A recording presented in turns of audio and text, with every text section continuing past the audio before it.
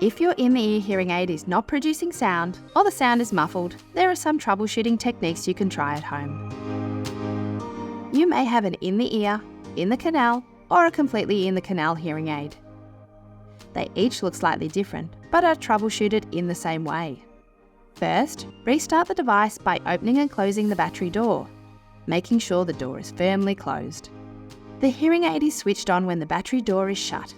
You may need to wait up to 15 seconds for the hearing aid to turn on. If the door does not close, you may have inserted the battery upside down. Take the battery out, turn it over and place it back in the door. The door should now close with ease. To test if the hearing aid is working, cup the hearing aid in your hand. If you or someone with you hears a whistling sound, similar to this one, your hearing aid is producing sound and is ready for use. If you don't hear a whistling sound, the next step is to replace the battery. To replace the battery, open the battery door and remove the battery. Take a new battery from the packet. Using a magnetic tool like this one may make it easier. Remove the protective sticker. Place the battery in the door and close the door, making sure it is firmly shut. As you did earlier, test if the hearing aid is working by cupping it in your hand and listen for a whistling sound. If there is no sound, the next step is to clean the hearing aid. First, wipe the hearing aid using a clean, dry cloth.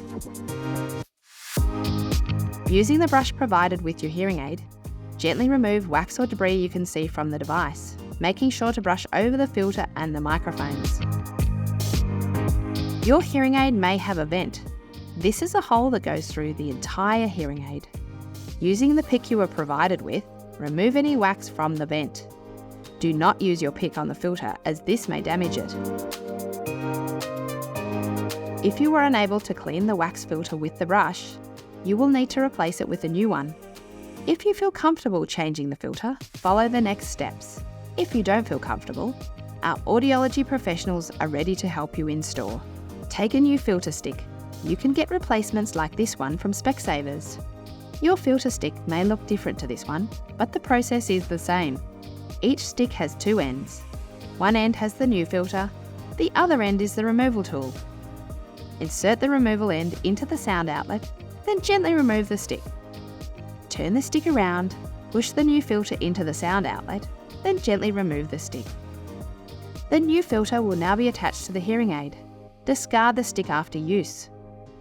Once again, test the hearing aid by cupping it in your hand. If there is still no sound, our audiology professionals are ready to help. Contact your local Specsavers or book a hearing aid repair appointment online.